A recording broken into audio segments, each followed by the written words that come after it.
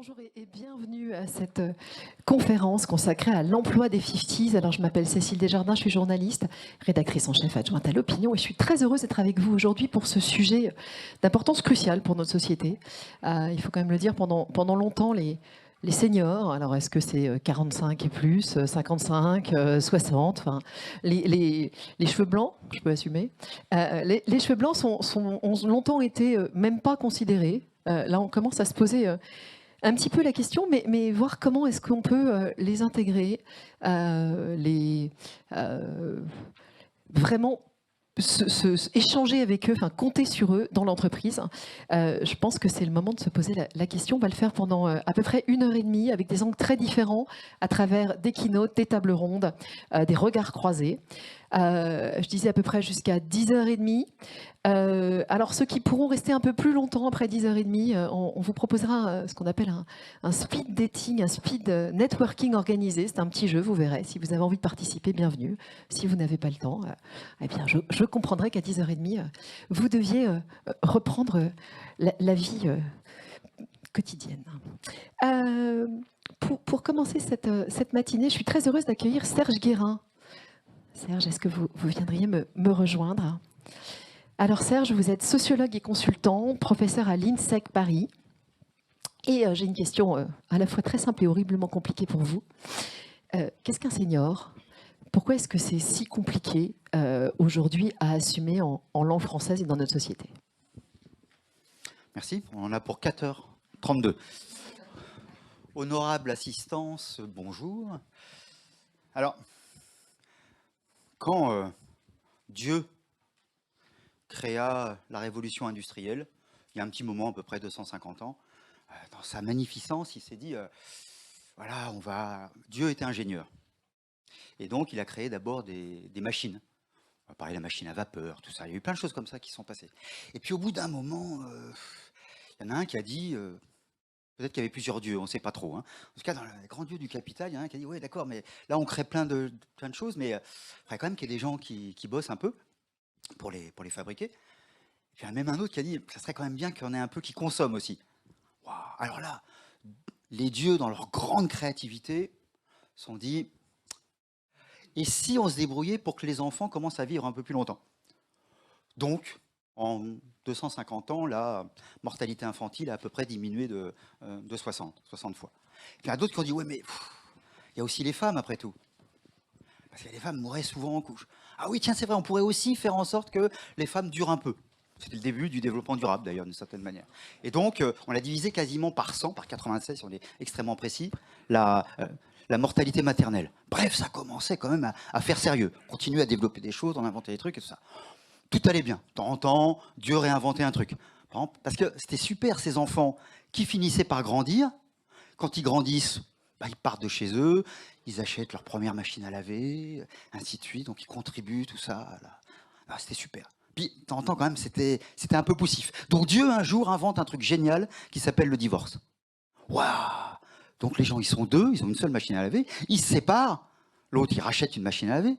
Donc ça fait 2 machines à laver. Puis de temps en temps, quelqu'un qui n'a pas de machine à laver rencontre quelqu'un qui a une machine à laver. Ça s'appelle une union, ça s'appelle l'amour. Voilà. Bon, et donc ça recommence, ainsi de suite. Bon, voilà. Tout allait bien. Et puis il y a quelqu'un bizarre un jour, un diable, qui a fait l'inverse. Il a commencé à inventer l'idée qu'on vive plus longtemps. Oh le con.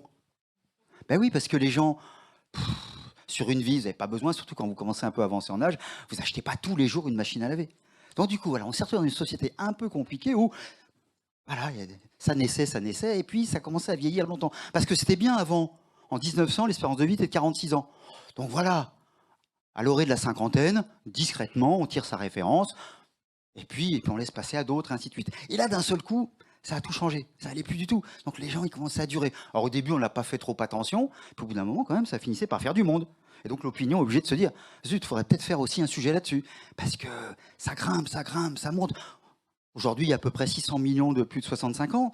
Demain, il y en aura 2 milliards. Je parle pour le monde entier, je vous rassure, pas en France. Voilà. Et donc, voilà. Donc, il faut quand même... ça posait quand même des très, très grosses difficultés. Alors, on a commencé à regarder un petit peu ces vieux. J'utilise le terme vieux. J'aurais pu utiliser le terme senior, j'aurais pu utiliser le terme quinquado, j'aurais pu utiliser... Alors, d'ailleurs, vous remarquerez, selon le terme qu'on utilise. Avec les étudiants, parfois, je leur demande, dessinez-moi, imaginons que... Alors, il faut qu'ils aient un stylo et une feuille de papier, ce qui n'est pas facile.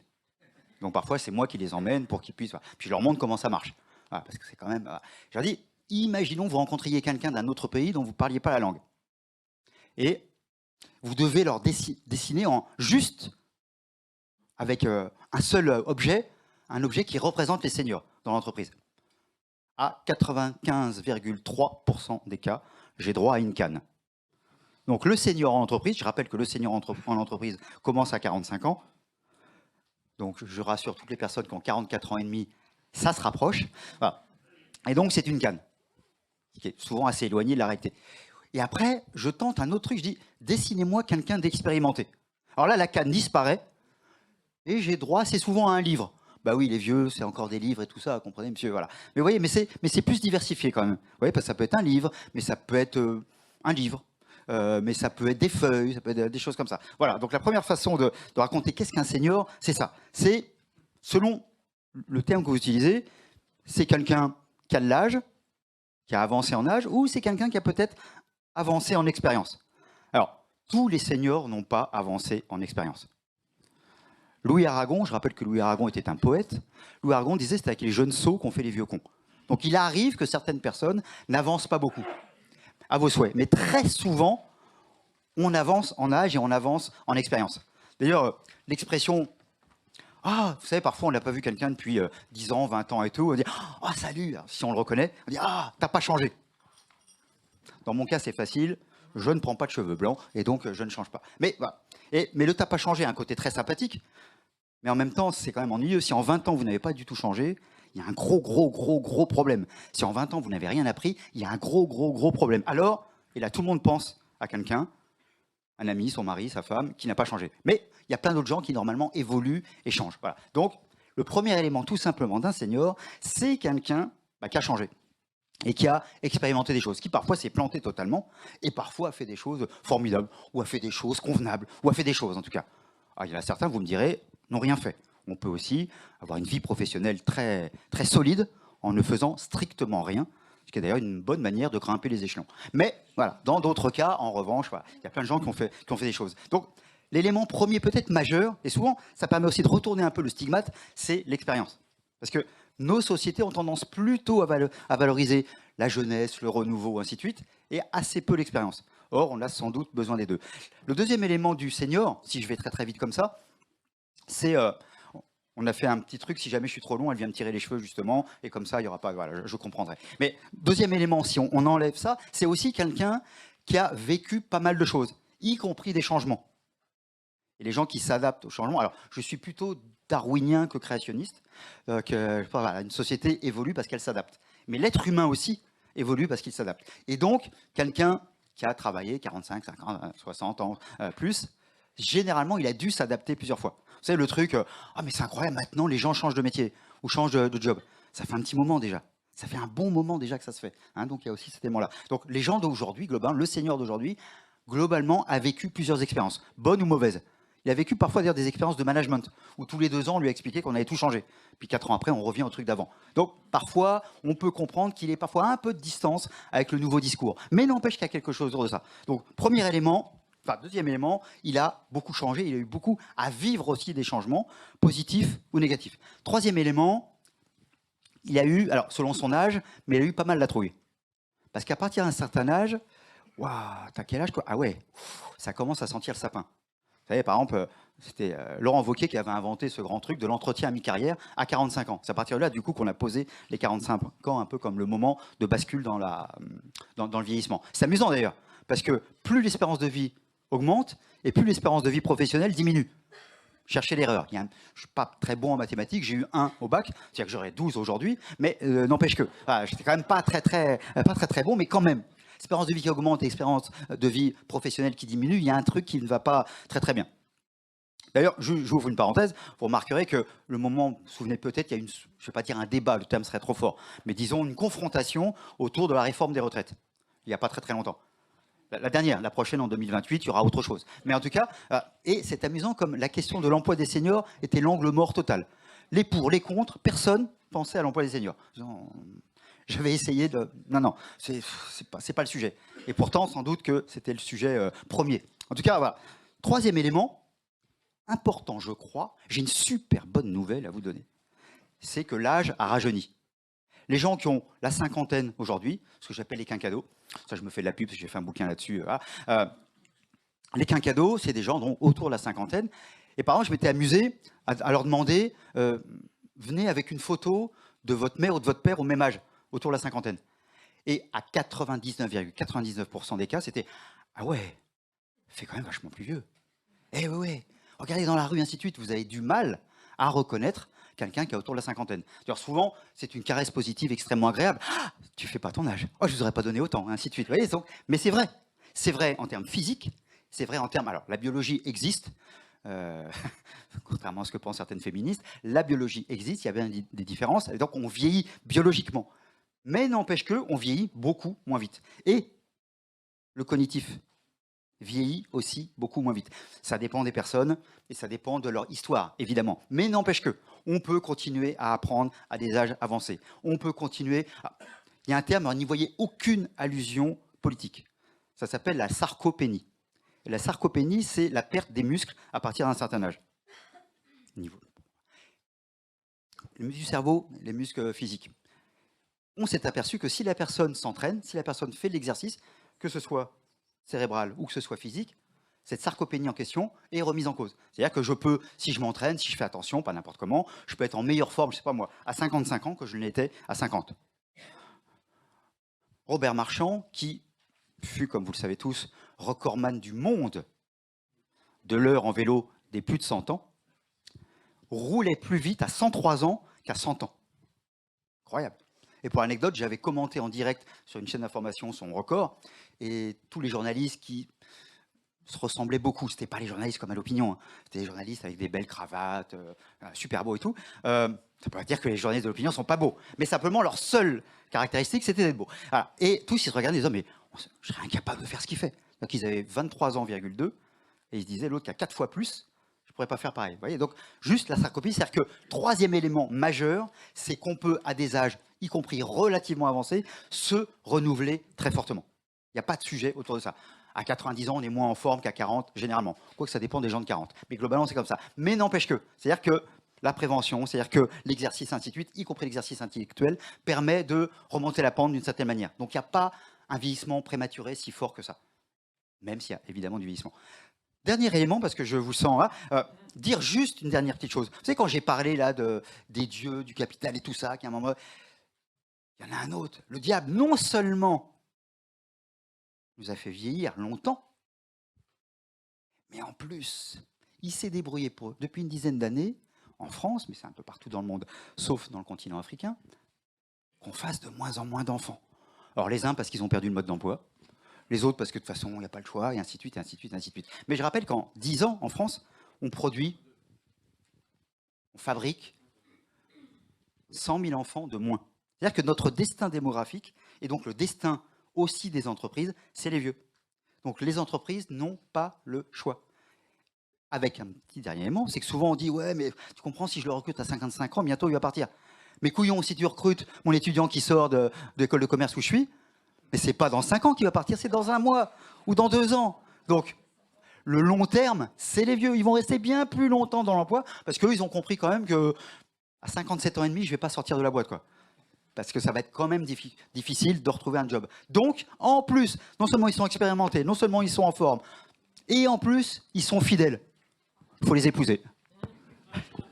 Merci beaucoup, Serge.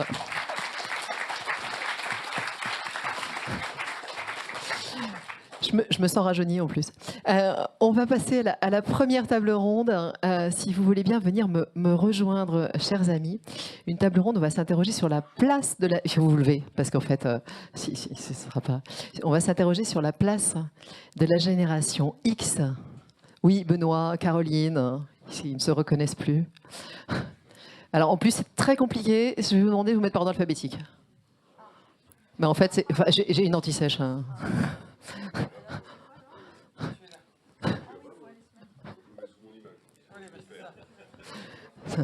Excusez-moi, Mais, merci beaucoup. Donc, on va s'interroger sur la place de la génération X dans l'entreprise.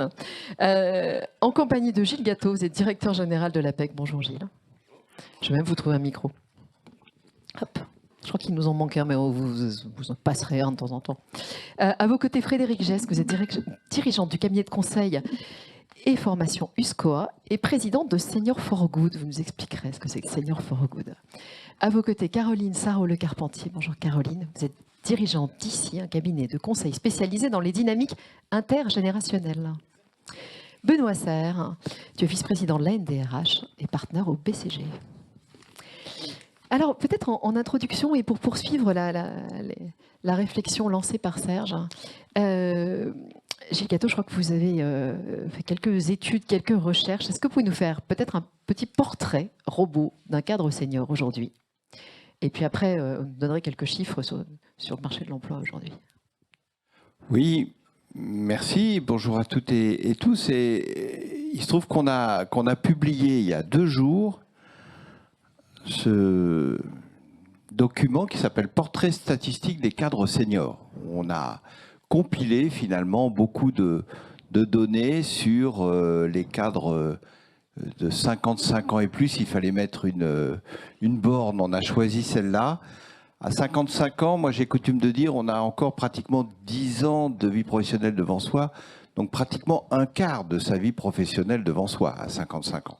Donc on parle là du dernier quart de la carrière, si on veut dire les choses autrement. Et donc, je vais évidemment pas vous... Alors, pour ceux qui veulent, il y a quelques exemplaires dehors, ne vous précipitez pas tout de suite, ils vous attendent. Voilà. Mais sur le portrait robot résumé. Tout à fait, vous en avez des exemplaires dehors, vous le trouvez en ligne sur apec.fr. Et il y a beaucoup de données de toutes sortes sur la situation des cadres seniors.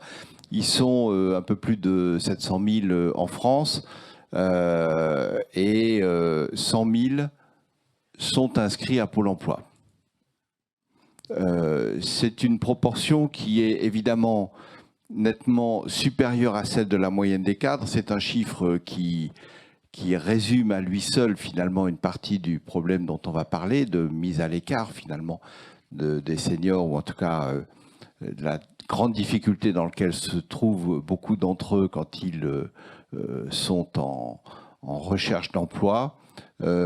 Alors que le taux de chômage moyen des cadres en France est à 4,1%, donc on est quasiment au plein emploi hein, si on parle des cadres. Celui des cadres de 55 ans et plus est de 6,8%. Pas très très loin de la moyenne du chômage en France qui est à 7,2 comme vous savez.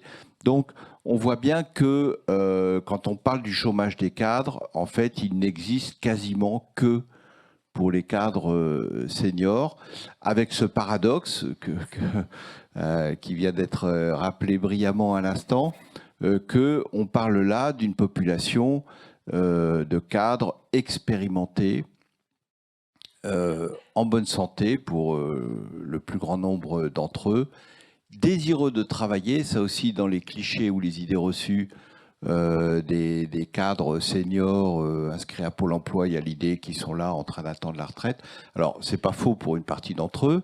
Et s'il y a des DRH dans la salle, comme je l'ai été moi-même, vous devrez avouer que vous avez signé des transactions souvent pour faire partir dans des ruptures conventionnelles des cadres avec un portage par l'assurance chômage jusqu'à l'âge de la retraite. C'est une réalité, n'est-ce pas Benoît, qui existe et qui fait aussi partie du problème. Mais en dehors de cela, la plupart des cadres qui sont en recherche d'emploi ont absolument la motivation et souvent le besoin de travailler parce que la vie a changé aussi, parce que même après 55 ans, on peut avoir des enfants jeunes qu'il faut accompagner dans leurs études, on peut avoir voilà, absolument besoin de travailler ou de retravailler. C'est le moment de la question provoque. Hein. Je ne sais pas, Frédéric peut-être. Est-ce que c'est pas de leur faute? Est-ce que c'est pas un peu de leur faute, ces seniors? Alors non. Non. Alors c'est vrai que si changer de regard, ça concerne quand même tout le monde. Et donc forcément aussi les seniors, mais il suffit d'écouter les chiffres pour voir que la situation est dramatique. Et donc finalement, à force de s'entendre dire qu'on est has-been, on peut imaginer que certains finissent par le croire. Moi, j'ai été personnellement confrontée à ça, en fait. Il y a un moment maintenant, à une époque où je voulais quitter un poste de DG.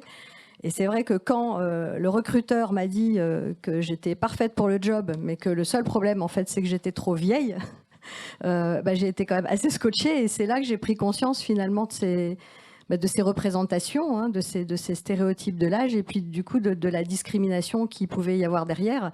Et c'est comme ça d'ailleurs que Senior for Good est né, puisque tout à l'heure vous me disiez, vous nous présenterez Senior for Good. On a créé en fait cette association, qui est une association de cadres, une association citoyenne, en se disant on va lutter en fait contre cet agisme de façon positive, en montrant l'exemplarité et l'action. Donc voilà, donc c'est comme ça qu'on est parti pour pouvoir donner envie aux entreprises, aux seniors aussi de se dire que ces 10-15 années de carrière professionnelle, il fallait qu'elles soient belles, épanouissantes, parce que le talent n'a pas d'âge et l'expérience, c'est une richesse. Et donc moi, je pense qu'il faut vraiment déconstruire les croyances et reconstruire en fait la singularité de la valeur en fait de la seniorité. Et c'est en cela que je pense pas que les seniors ou les expérimentés, j'aime bien les appeler les expérimentés, ne sont pas responsables. On peut avoir une attitude qui nous dessert parfois, parce qu'on peut être un peu nostalgique du passé. Bah oui, quand on nous disait pas qu'on était trop vieux, par exemple. On peut avoir du mal à faire son deuil d'un vécu professionnel pour s'ouvrir à d'autres voies. C'est vrai qu'en France, on aime bien aussi les carrières ascendantes. Donc, c'est pas toujours facile de prendre des chemins de traverse.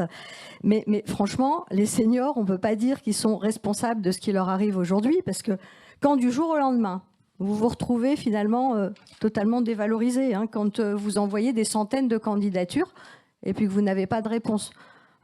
Quand en entretien, en fait, on vous dit vous êtes sûr que vous allez pouvoir vous adapter, parce que l'équipe est jeune. Voilà, quand vos compétences sont plus considérées et qu'en face on voit des espèces de préjugés hors sol, même quand vous êtes en poste en fait, quand vous êtes salarié et que finalement vous n'avez plus ou très peu accès à la formation, parce que c'est une réalité aussi, le taux d'accès à la formation baisse au fur et à mesure que les années augmentent, que vous n'avez peut-être plus accès non plus aux promotions, que vous n'avez plus accès, peut-être vous êtes mis à l'écart de certains projets stratégiques, on entend souvent ça chez nos adhérents, voilà, les projets intéressants, on me les confie plus. Ouais, il y a un moment, on peut croire qu'il y a quelque chose qui cloche chez soi, mais qu'en fait, en réalité, c'est pas chez le senior que ça cloche, c'est plutôt ces stéréotypes, ces préjugés culturels qui sont terribles. J'en donne qu'un exemple. Dire qu'aujourd'hui, un cadre de 45-50 ans ne comprend rien au digital, pour moi, c'est inentendable, en fait, parce que généralement, c'est faux. En tout cas, pas plus que les plus jeunes qui sont souvent très à l'aise avec le téléphone portable, mais que quand vous mettez devant un PC, c'est beaucoup plus difficile. Donc finalement, chacun va avoir ses atouts et dire aussi qu'on est résistant au changement, c'est pas entendable non plus, parce qu'on est quand même une génération qui a démarré avec le Minitel, qui a connu l'informatique, Internet, la mobilité, et on s'est adapté à tout. Donc on voit bien, en fait, ça peut pas être de la faute des seniors. Benoît, c'est quoi ton message à destination des seniors? Peut-être une réaction déjà, et puis qu'est-ce que tu dis aux seniors Bonjour à tous déjà. Donc, non, après, dans ce genre de truc, moi je préfère qu'on cherche des solutions que des coupables, donc on ne va pas s'étendre dessus. Non, moi, le sujet des seniors, c'est un sujet qu'avec la NDRH, on a pris dès 2018. Parce que j'avais observé, comme l'a dit Serge tout à l'heure, que en fait, tout le monde s'en foutait de ce truc-là. C'est-à-dire que la France était un des pays les moins bien classés, je parle sous ton contrôle, c'est toi l'expert, en termes d'emploi des seniors. Et en fait, on réformait les retraites, on fait des tas de trucs, mais tout le monde s'en foutait de la conséquence de tout ça. Et je me souvenais que la raison pour laquelle on a pris le sujet, en 2018, alors en proposant le fameux index senior, qui était volontairement provoquant, mais c'était pour que le sujet vienne. Ça a marché, au-delà de nos espérances.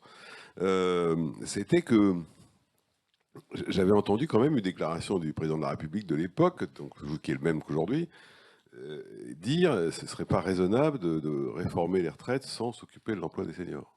J'ai noté qu'ils avaient réformé les retraites sans s'occuper de l'emploi des seniors. Donc ça, c'est une première chose. Ce que je pense, c'est que d'abord, tout le travail que fait l'APEC est vraiment fondamental parce que ça permet de comprendre, et Serge l'a dit tout à l'heure, que cette espèce de truc qui est apparu en disant à 45 ans on est vieux, ça a été ça a été une bombe nucléaire, en fait. Parce que dans la tête des gens, et dans la tête des managers, et dans la tête des dirigeants, et dans la tête des RH, on dit, bon, ok, c'est à 45 ans que les emmerdes commencent.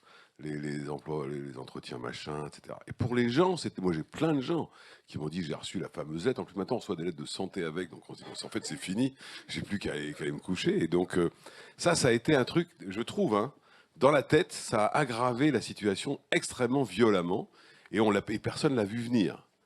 Alors qu'il n'y a aucun texte qui dit on est senior à 45. Hein. C'est juste qu'un cumul de trucs ont fait qu'à 45, tout d'un coup, on est censé commencer à se dégrader. Bon. Ça, c'est la première chose. La seconde chose, c'est que je pense, enfin Gilles est plus expert que moi là-dessus, que toute la phase de chômage de masse qu'on a vécue a coupé les emplois, l'emploi à l'entrée du marché et à la sortie du marché. Donc c'était le marché central qui fonctionnait bien. Là, comme il y a eu des réactions politiques avec le fameux plan Un jeune, une solution, le développement d'apprentissage, alternance, et puis plein d'autres choses depuis tant d'années, on a un peu résolu le problème du chômage des jeunes. Mais rappelez-vous, hein, on aurait pu faire cette table ronde il y a 10 ans sur le chômage des jeunes. On était à peu près dans les mêmes proportions. Et à l'autre bout, effectivement, les seniors. Ce que j'observe aujourd'hui, c'est quoi? C'est que les entreprises ont appris à les conserver. Voilà. Et apprennent de mieux en mieux à les conserver. En revanche, tous les stéréotypes qui ont été évoqués par Frédéric sont extrêmement justes, font que les entreprises n'ont pas appris à les embaucher. Et je crois, alors on avait suivi avec intérêt le débat sur les retraites, vous savez, le fameux projet de CDI senior, peut-être qu'on en parlera, je ne sais pas, qui était de dire on doit casser ou accélérer le fait de casser cette incapacité ou tous ces éléments qui fait qu'on se dit recruter quelqu'un à 59 ans, je vais vous dire ce qui se passe dans une boîte. C'est pas forcément le DRH, contrairement aux accusations. Ça peut être le manager, peut être n'importe qui. Pour recruter quelqu'un à 59 ans, vous vous dites, bon, ok, je vais recruter à 59 ans, si ça se trouve, je me le garde jusqu'à 70, qu'est-ce que je vais en faire? Et par conséquent, je ne le fais pas. Donc je pense qu'il y a un vrai sujet là. Et de l'autre côté, nous avons, et je partage à 1000% ce que tu dis notamment, qui était de dire les seniors, quel que soit leur âge, ont envie de travailler. Moi, je vais vous dire, à chaque fois que j'ai la chance ou la malchance de participer à un événement sur les seniors, j'en ai fait quelques-uns avec Serge, et à un moment, il y a quelqu'un qui me dit « Oui, mais il y a le tutorat, le mentorat. » Et je dis « Arrêtez. Arrêtez. Parce que plus vous dites ça, plus vous aggravez la situation. Tout simplement parce que vous dites aux seniors « Mais nous, on est prêts à en embaucher, mais c'est des demi-salariés, en fait. » On ne pense pas qu'ils vont pouvoir produire, on ne pense pas qu'ils vont pouvoir être productifs, on pense qu'ils vont pouvoir mentorer. D'abord, il y en a qui n'ont aucune envie de mentorer. En d'autres, il y en a qui ne savent absolument pas le faire. Et enfin, il y en a, non, ils veulent juste être des salariés comme les autres, en fait. Évalués comme les autres, reconnus comme les autres, sanctionnés comme les autres. Donc c'est pour ça que je pense qu'il y a tout un discours qui doit être reconstruit. Après, le dernier point, je souscris à Frédéric sur le digital. Moi, ça me fait marrer, parce que j'ai des gens qui me disent « Non, tu comprends, il a 58 ans, il ne connaît rien en digital. » Moi, ça fait 20 ans quand même qu'il est sur le coup. Hein, donc... je pense qu'il a compris. C'était peut-être vrai, ça. Je ne sais pas d'ailleurs. C'était peut-être vrai il y a 20 ans, mais ça l'est de moins en moins aujourd'hui. Après, sur un dernier point, c'est sur l'histoire de la formation. Ça, pour le coup, c'est vraiment une expérience d'entreprise. Oui, l'accès à la formation baisse à partir de 50-55, mais sincèrement, ça, c'est vraiment l'expérience de terrain. L'entreprise n'est pas intégralement responsable. Moi, j'ai quand même des armées de seniors qui m'ont toujours dit « Non, mais attends, je m'en fous. » On en parle dans une demi-heure, Benoît. Je t'arrête parce que ce sera le sujet de la séquence d'après. Donc, on en débattra dans une demi-heure. Caroline, peut-être une réaction. L'intergénérationnel, est-ce que ça veut dire du tutorat en réponse directe à ce que veut dire Benoît? C'est quoi la piste de l'intergénérationnel? En fait, il faut être deux pour faire le tango. Pour danser, il faut être deux. Et en fait, je nuancerai un tout petit peu. Donc je suis assez d'accord, l'entreprise n'est pas responsable de tout, en effet. L'accès à la formation, etc. Oui, on n'a pas forcément envie. Quand on est senior, à quoi bon? Mais en fait, quand on réalise, quand tu as 45 ans, en fait, tout ce qui s'est passé depuis qu'on est né, quoi. En fait, vous avez appris à marcher, vous avez appris à parler, vous êtes allé à l'école pour la première fois, vous avez eu un job pour la première fois, vous êtes tombé amoureux pour la première fois, vous êtes marié, vous avez eu un enfant, ou pas. Vous avez votre premier appart, votre première prime, votre première engueulade, etc. 45 ans, la vache, il en reste 45. Et 45, il faut qu'elle soit aussi excitante et aussi dingue que les 15 premières, que les 45 premières. Donc en fait, il y a de l'énergie, il faut avoir de l'énergie pour ça. Donc il faut demander, mais parfois on est le regard, et c'est pour ça que je regardais hier soir, je me disais le principe de trio. J'aime bien l'idée de trois. On parle des 3 mousquetaires, des 3 petits cochons, les trois fées qui sont penchés. 3. Je pense qu'il y a 3 responsables dans l'histoire. 1, l'entreprise est responsable. 2, le salarié est responsable. Et 3, les collaborateurs sont responsables. Et la solution alors? La solution, enfin, je pense que on ne peut pas utiliser les seniors sans considérer le reste de l'entreprise. Et le principe des collaborateurs, c'est aussi qu'on prend en considération les juniors, enfin, toutes les personnes qui consolident l'entreprise. C'est un principe de systémie dans l'entreprise, en fait. C'est un principe de win-win. Si je travaille avec des seniors, je ne vais pas m'occuper que des seniors. Ça n'a pas de sens, en fait. Parce qu'ils ont un rôle vis-à-vis de la jeune génération, comme la jeune génération a un rôle vis-à-vis des plus âgés. Il y a un espèce de bénéfice de réciprocité permanente. J'aime, comme Benoît, je ne suis pas complètement... Le mentorat, bien sûr, ça a toujours fonctionné, ça fonctionnera encore. Ça marche très bien. Mais c'est vrai que dans le mot, il y a une certaine notion de descendance. Donc le senior est dans une posture de « je sais, je vais t'apprendre, petit padawan », comme dit un de mes amis, Florian, ici dans cette salle. Le senior n'a pas forcément une longue barbe blanche. Non, il est encore en capacité d'innover. Il a des idées, parce qu'il a aussi de l'expérience. Parce qu'il a du recul, en fait. Et parce qu'il a tellement d'envie. Mais regardez-vous, regardez-moi. J'en ai 48. Vous croyez que je suis prête à transmettre? Mais oui, d'accord, je peux transmettre. Je peux apprendre vachement de choses. Mais j'ai tellement à donner. Mais tellement à donner à une entreprise. Alors aujourd'hui, je ne la donne pas pour une boîte, je la donne à plein de boîtes. Parce que l'intergénérationnel, pour moi, est un des leviers clés de la dynamique des organisations. Si on travaille correctement avec ça, c'est-à-dire que si on travaille sur cette combinaison générationnelle, sur cette coalition vers un projet commun, tout le monde est gagnant. On fait gagner les juniors qui gagnent en expérience en regardant les plus expérimentés travailler. Et les seniors sont boostés en même temps parce qu'on collabore. Je mène des projets aujourd'hui, c'est hallucinant le bénéfice que ça peut avoir. Gilles, une réaction, je vous voyais... Je suis complètement d'accord et c'est très important qu'on se le dise bien que dans le monde du travail, la communauté de travail, elle est intergénérationnelle et c'est ça qui peut faire fonctionner et gagner l'entreprise comme chacune de ses composantes. Donc c'est tout le paradoxe de la situation où on va catégoriser. C'est pour ça que les contrats, machin... avec des seuils d'âge, c'est toujours un peu risqué pour cette raison-là aussi. Ça peut paraître aussi un peu stigmatisant. Dans le fond, c'est pas si mal qu'il y ait une espèce de halo sur ce qu'on appelle senior, c'est 45, c'est 50, c'est 55. Ça évite d'avoir comme ça de créer des éléments couperés. Après, je reviens sur ce que disait Benoît. Je pense qu'on paye encore aujourd'hui. On n'a pas complètement tourné la page dans les esprits, aussi bien du côté de l'entreprise que du côté des salariés, des seniors eux-mêmes, de ce qu'on a vécu quand même pendant ces longues années de chômage de masse dans lequel l'ajustement sur l'emploi se faisait sur les seniors et ça se faisait dans un consensus finalement entre le management des entreprises, les directions de ressources humaines et les seniors eux-mêmes et les organisations syndicales. Regardez, n'importe quel plan PSE aujourd'hui, la mesure la moins douloureuse et la plus mise en avant dans l'enthousiasme général, c'est des mesures d'anticipation de l'âge de départ. Et ça, alors petit à petit, on a commencé à fermer des robinets autour de ça. Hein. Autrefois, il y avait les pré-retraites FNE pour les anciens qui s'en souviennent. Alors là, c'était guichet ouvert et l'État qui payait. Alors là... C'est une époque révolue que, que même les anciens ont oublié. Voilà, mais il y a toujours aujourd'hui... Et moi, je suis frappé quand je vois des entreprises, des grandes entreprises, hein, qui travaillent sur des plans seniors. Il y a des choses très intéressantes sur comment...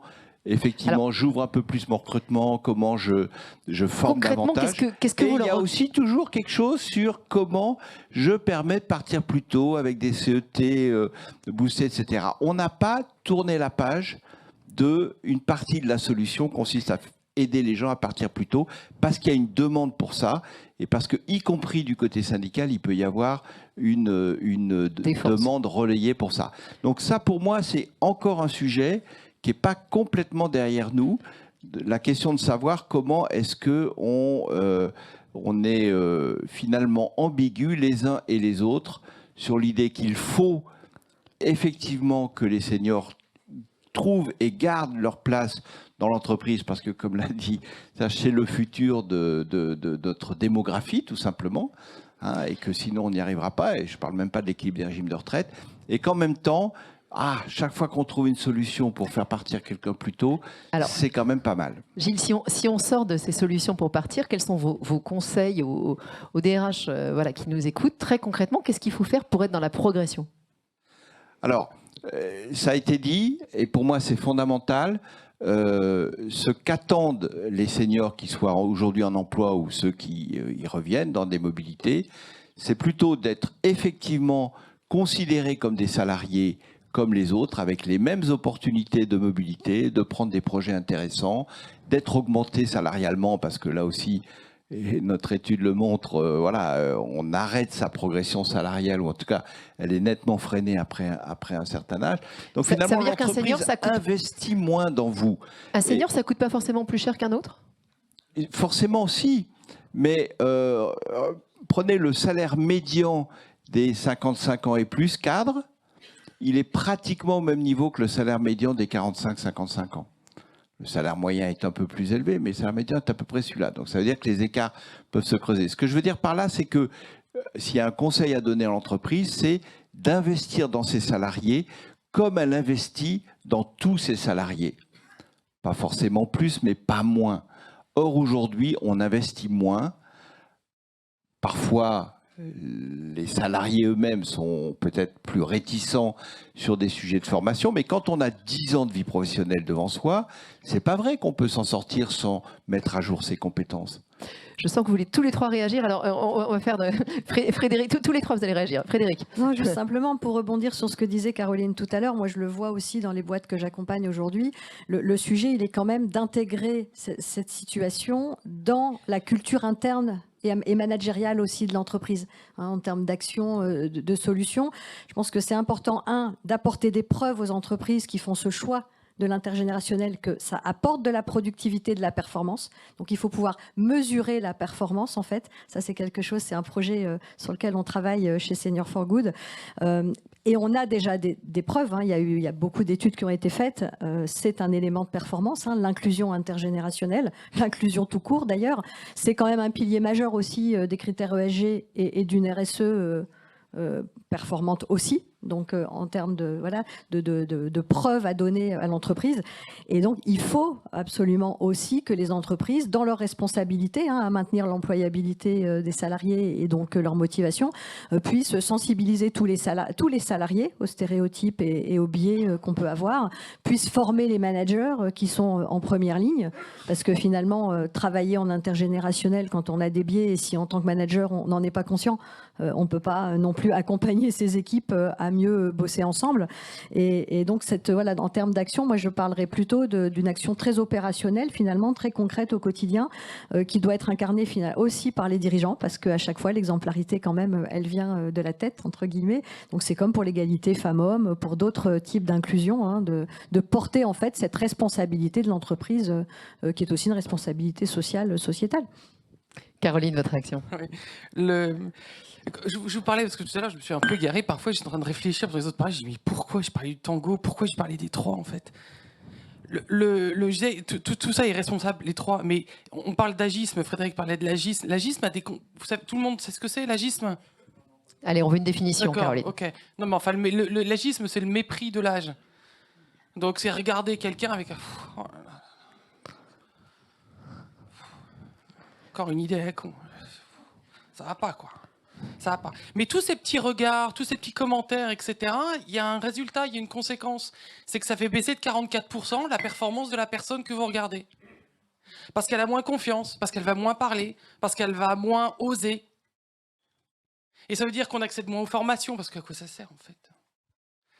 Et puis un jour, il y a un directeur qui vient vous voir, qui va vous tapoter sur l'épaule, il dit, bon, je crois qu'on est arrivé au bout du chemin. Bah oui, on est arrivé au bout du chemin, oui, forcément. Il a été tellement bien damé par les autres. Donc c'est pour ça, vous êtes, chacun dans la salle, un peu responsable. Aussi. Donc, le regard que vous portez à vos collaborateurs, le regard que vous portez aux plus anciens, parce qu'il y a toujours plus vieux que soi, est important. Et ça commencera par vous, le principe des micro-changements, des micro-mouvements, un petit pas, puis un autre. Donc les dirigeants sont responsables, principe d'exemplarité, la vision, l'envie de changer et d'imposer dans son entreprise des modes de travail différents, moins silotés, beaucoup plus transversales, en y incluant de l'intergénérationnel, pour que les cadres de référence puissent se compléter, parce que le cadre de référence d'un jeune de 25 ans n'est pas le même que le mien et ne sera pas le même que quelqu'un qui en a 56, pas du tout. Et ça passe aussi par la sensibilisation, la formation des autres collaborateurs dans l'entreprise. Dit attention au quotidien, attention dans vos manières d'être, attention dans la manière de vous comporter, et aller redynamiser aussi le collaborateur qui a 45 et plus. Tu peux faire quelque chose. Le premier responsable avant tout, c'est toi. Et bouge. Benoît, ta réaction et puis des bonnes pratiques que tu vois. Oui, je vais plutôt. Alors d'abord, moi j'ai eu pas mal d'expériences sur comment gérer l'emploi des seniors dans les entreprises où j'étais. Alors c'est vrai que Gilles l'a rappelé, je l'ai fait comme n'importe quel DRH. On a fait des plans de départ. Comme j'ai eu la chance ou la malchance, je ne sais pas, toujours dans des très grandes entreprises, on a des plans de départ qui étaient méga protecteurs. Tout le monde était ravi quand même. Il faut pas non plus se mentir. Le senior il était super content. Donc le record, c'est les congés de fin de carrière, ça c'est le bonheur. Et donc, non voilà. Donc, mais malheureusement, ça ne peut pas faire une politique senior. Non, j'ai eu deux expériences très différentes. Il y a eu un moment de ma vie où j'étais le DRH de Leroy Merlin, puis un autre très récent où j'étais DRH de L'Oréal en France. Donc c'est vraiment des populations qui n'ont rien à voir. Etc. La première chose, c'est que j'ai jamais observé de conflit intergénérationnel. Excuse-moi Cécile, mais ça c'est un truc de journaliste. Ça n'existe pas dans les boîtes. Vous avez un problème de cohabitation, pas toi, mais il y en a plein qui en ont parlé tout le temps. Il y a un problème de cohabitation générationnelle, ce que Caroline vient très bien de décrire, mais il n'y a pas de problème de conflit intergénérationnel. C'est pas vrai ça. Enfin, moi, je l'ai jamais vu. Puis j'ai fait quelques machins, j'ai fait Leroy Merlin, j'ai fait la Massif, ils n'étaient pas tous tout jeunes, et j'ai fait L'Oréal, où là, ils sont nettement plus jeunes quand même. Enfin, pas tous d'ailleurs. Et Leroy Merlin et L'Oréal, c'était deux choses très différentes. Leroy Merlin, c'était quelques années. En fait, on avait identifié que parmi nos clients, on avait beaucoup de gens qui venaient acheter des produits de bricolage parce qu'ils étaient à la retraite. Et donc, ils se mettaient à bricoler leur maison, leurs trucs, le machin. Et donc, on s'est dit, sur certains rayons, ça s'appelle le rayon du lourd, je ne sais pas si vous êtes des clients de Leroy Merlin, mais le rayon du lourd, ou les rayons super techniques, le clou comme ça, le truc, moi, j'ai jamais compris, c'est pour ça que j'étais DRH là-bas, mais j'ai... en fait, on a dit, mais en fait, il faut mettre des vendeurs qui ressemblent aux clients, en fait. Et donc, on a été voir tout un tas de vendeurs qui avaient 50, machin, et qui étaient sur d'autres rayons, quelquefois. Et on leur a dit, voilà, nous, on a constaté, toi, souvent, vous savez, c'est un peu comme chez Decathlon, les vendeurs chez Leroy Merlin, c'est des passionnés, c'est des mecs qui savent tout faire, en fait, c'est des poseurs, ils savent tout faire. Et du coup, tout d'un coup, on s'est rendu compte que ça avait une vertu énorme à l'intérieur de l'entreprise, vis-à-vis des jeunes et moins jeunes de tout le monde, c'est que ça reconnaissait, et vous l'avez dit, Frédéric, tout à l'heure, une valeur d'expertise lié à l'expérience et à l'âge de ces trucs. Et ça a vachement bien marché, en fait. Donc ça, c'était une première partie de politique senior qui n'était pas présentée comme une politique senior. Et c'est là ça où je veux en venir. C'est-à-dire que c'était présenté comme une politique dont on avait besoin au profit de nos clients et pour notre business. Et il s'avère que c'est devenu une politique qui était au bénéfice des plus âgés dans l'entreprise. Et ça marche encore. Si vous allez dans les magasins Leroy Merlin, vous verrez que sur certains rayons, vous avez une majorité de vendeurs un peu plus âgés. Bon. Chez L'Oréal, j'en ai pour 2 secondes, chez L'Oréal, c'était tout à fait autre chose, parce que j'avais un changement de modèle.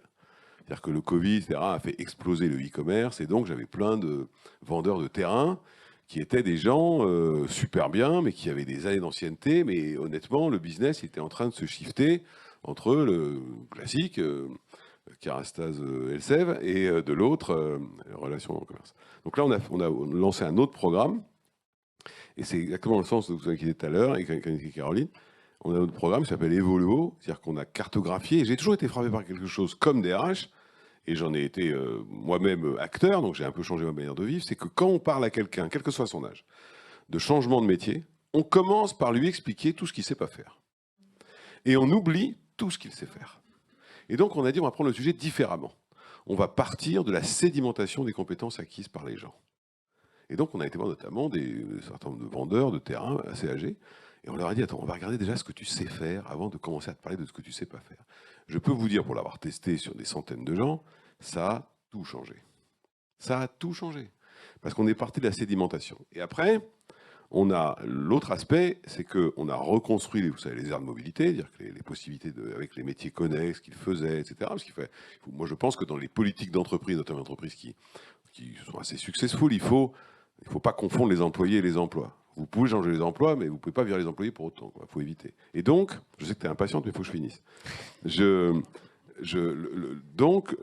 qu'on a fait, c'est qu'on a recréé des parcours de carrière jusqu'en haut, et on les a montrés aux gens. Parce que ce qui est très important, c'est de dire à un senior, OK, la phase 1, c'est lui dire, voilà, ta dernière partie de carrière, tu vas la faire là. Mais si on lui dit, ta dernière partie de carrière, tu vas la faire là, et puis de toute façon, après t'es mort, c'est exactement ce que dit Caroline. Personne ne dit, bon, OK, en fait, on va coller dans un truc, et bien un jour, on va oublier. On s'est attaché par ce programme, Evoluo, etc., à leur remontrer que, alors même qu'ils avaient 56, 57, ils avaient potentiellement toujours un parcours ascendant ou horizontal. Même si, eux comme nous, on savait très bien que la chance de changer de fonction était faible. Mais c'est pas grave. Le principe était possible. Et d'ailleurs, dans certains cas, ça a marché. Ça, c'est extrêmement important.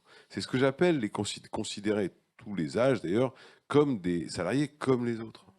Et je suis absolument convaincu que oui, tous les parcours ne sont pas possibles quand on a 60 ans, mais ça ne veut pas dire qu'aucun parcours n'est possible. Et ça, c'est de la volonté d'entreprise. C'est de la conviction de dirigeants. Si les dirigeants ne portent pas ça, c'est mort. Parce que vous avez l'effet de Noria, parce que les patrons opérationnels vous disent bon, enfin quand même, tu es en train de me fourguer un vieux qui coûte 20% plus cher qu'un jeune, et après tu vas m'emmerder sur mes résultats. Vous voyez, donc c'est une affaire de conviction en fait. Et c'est une affaire, vous avez cité l'ESG, c'est une affaire de responsabilité. C'était le cas chez L'Oréal, c'était le cas chez Lormain, c'était un peu le cas à la Massif, qui est de dire, moi j'ai la conviction très simple, et je finis par là, que cette affaire des seniors, c'est pas une affaire politique, c'est pas une affaire économique, c'est une affaire sociétale. Tout simplement, je comprends pas comment on peut légiférer sur les aidants et ignorer que quelqu'un qui paume son emploi à 60 ans, c'est une catastrophe pour 3 générations. La sienne, évidemment, celle de ses enfants, parce que souvent, ils les aident pour se loger, ou alors il y a encore, comme l'a dit Gilles, il y a des deuxièmes parties de vie, donc il faut payer des études, enfin il y a tout un tas de trucs où ils aident leurs enfants, et c'est une catastrophe pour ses parents, parce qu'en vrai, généralement, il est aidant.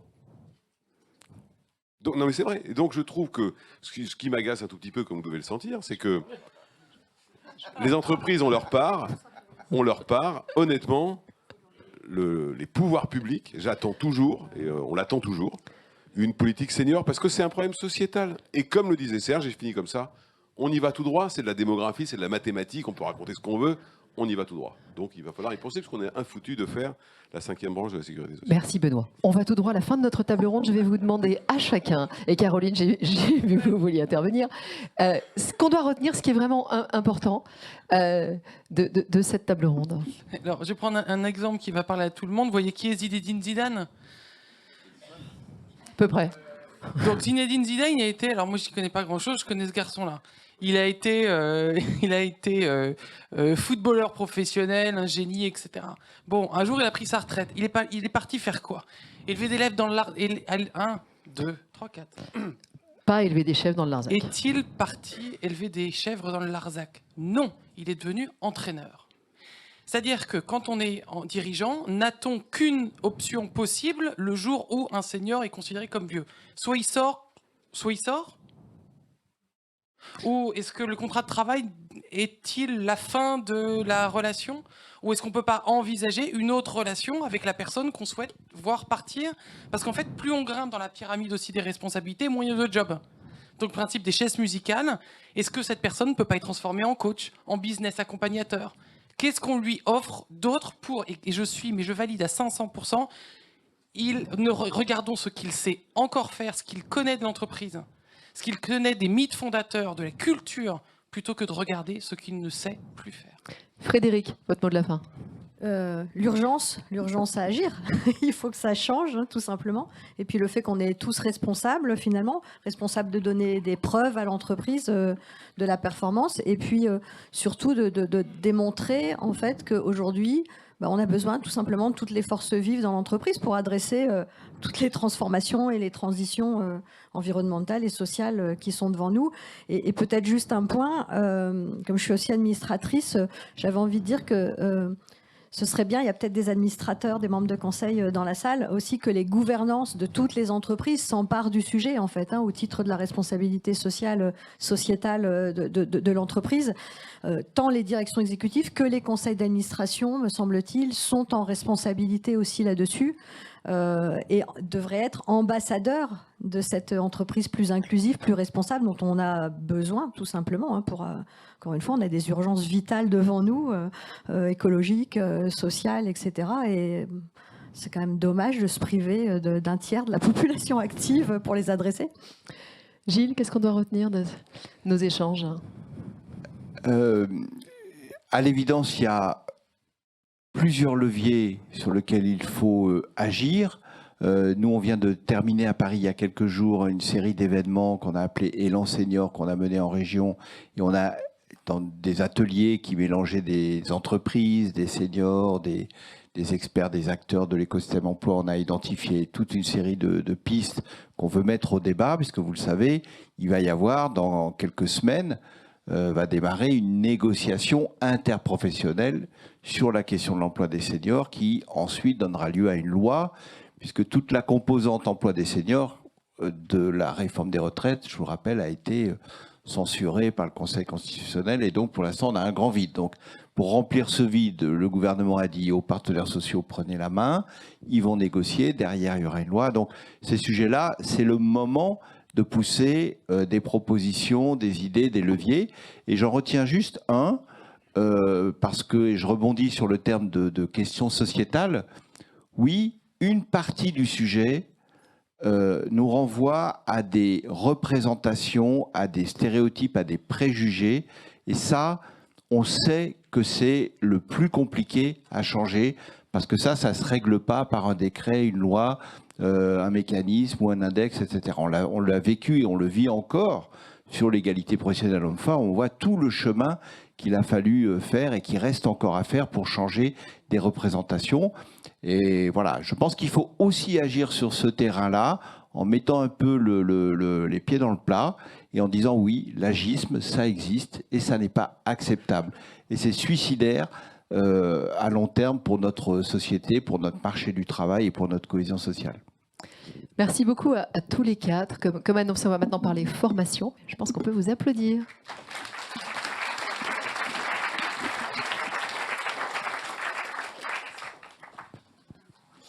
Donc une table ronde maintenant sur la formation. Je vais demander aux intervenants de venir me rejoindre. J'en ai vu 2 sur 3. J'espère que le 3e va se lever du dernier rang. Oui. Paola. Venez donc.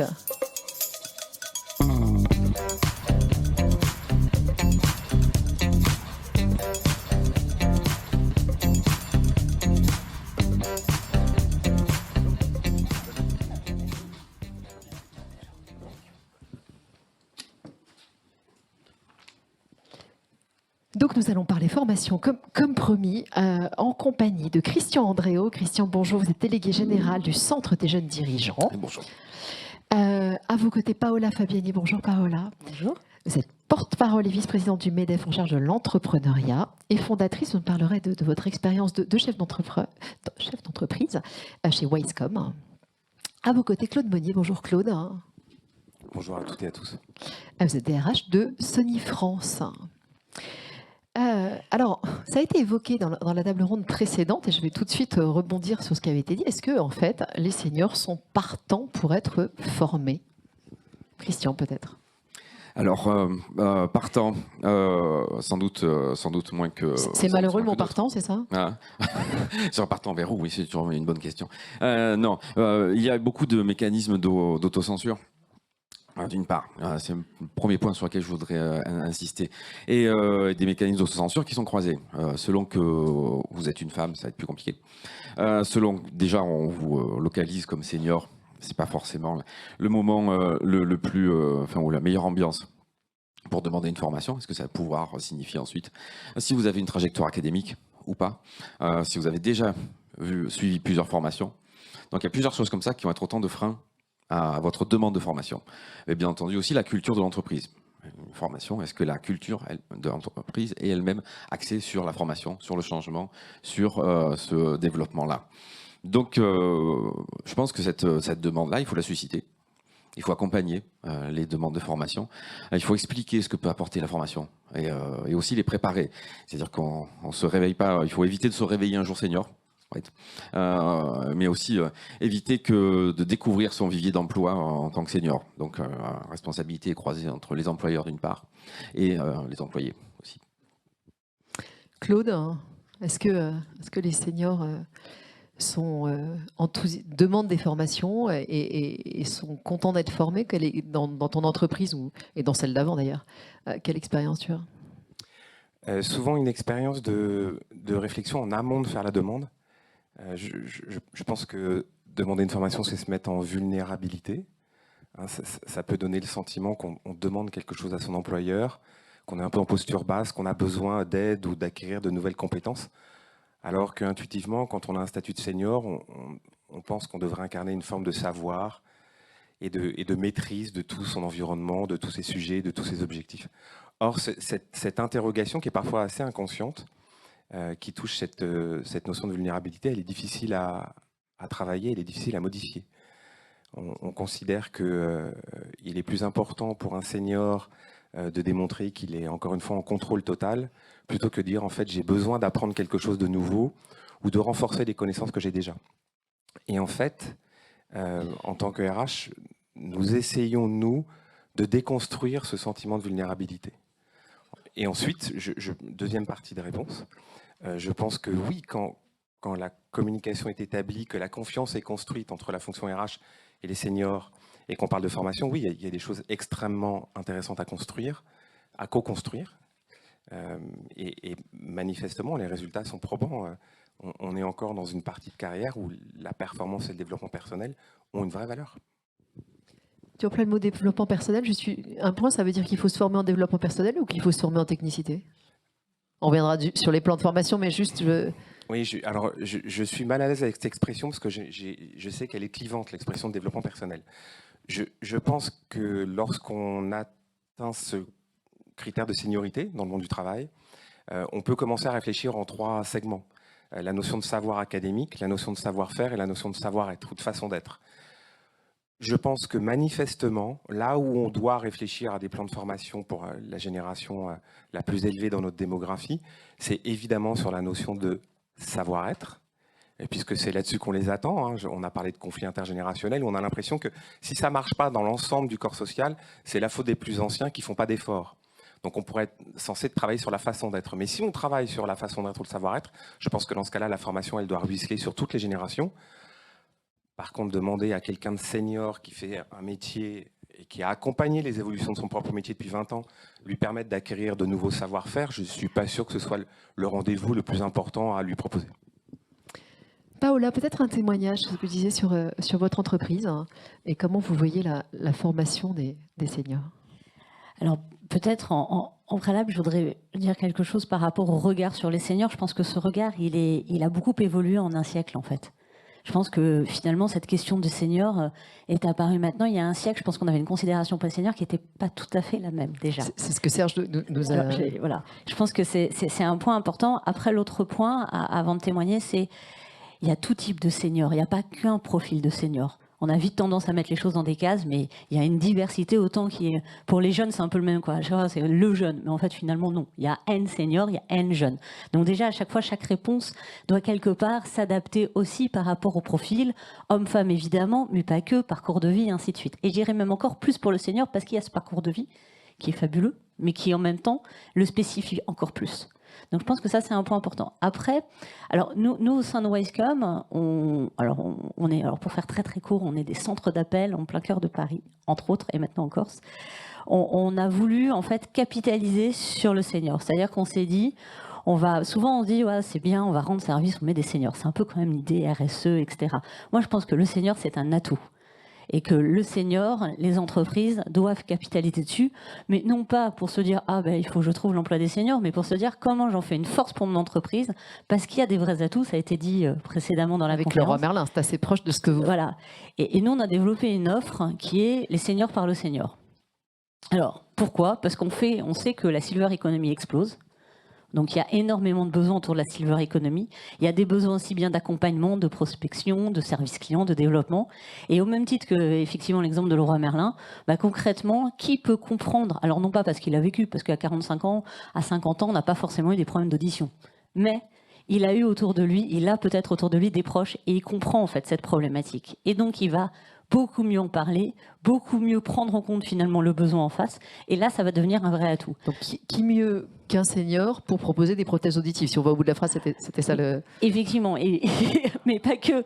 C'est un peu réducteur. Donc finalement, en gros, la philosophie, c'est vraiment de se dire comment transformer ça en une force. Et moi, je le crois pour les jeunes, je le crois pour toute la diversité au sens large, et je pense que la diversité, c'est la force d'une entreprise, mais les seniors, ça doit être ce focus. Et je pense qu'à partir de là, deuxième point sur la formation et justement sur la réponse à ce qu'ils veulent être formés, je pense que c'est une partie de la réponse, il faut aussi savoir leur parler, notamment dès l'annonce. Nous, on a fait notamment ces fameuses annonces, les seniors parlent aux seniors, et on n'a jamais eu autant de succès.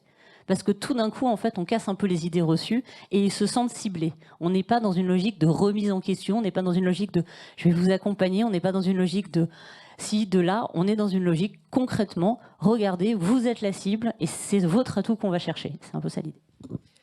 Ce que vous venez de connoter, je vais mettre le mot dessus, c'est quelquefois on a l'impression de prendre le senior en pitié. Ça peut en tout cas donner l'impression de...